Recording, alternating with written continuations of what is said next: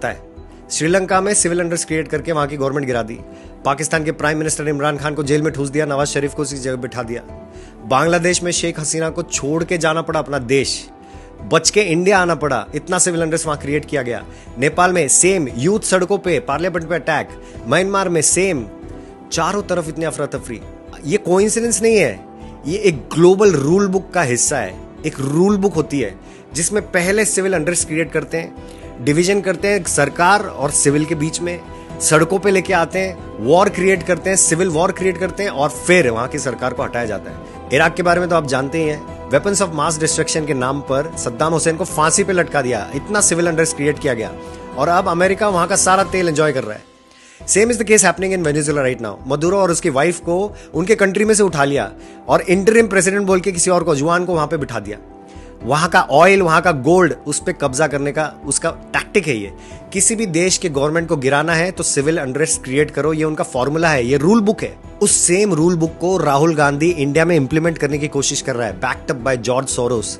System bias हो चुका है, बोलता है डेमोक्रेसी खतरे में है, भारत जोड़ो यात्रा निकालो, जनगणना करो।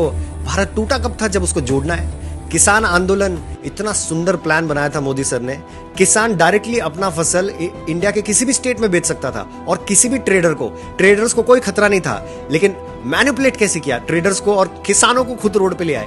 आप सोचो फिर भी भारत अपने कदमों पे कैसे खड़ा है। खड़ा ही नहीं, ग्रो कर रहा है। 7.8 GDP, 4th largest economy in the world.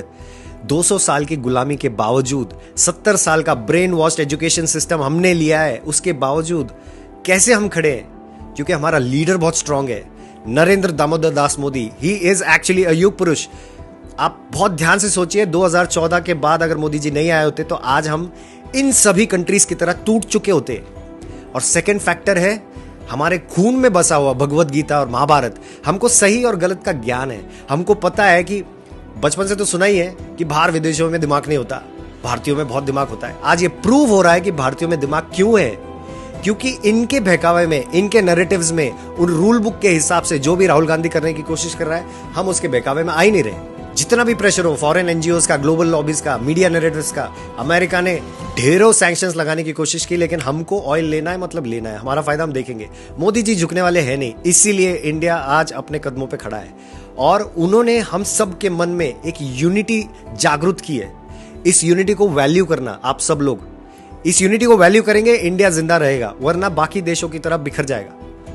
Thank you so much for watching this video again. I'll be back with such other information next time. Stay fit, stay healthy. जय हिंद, जय भारत।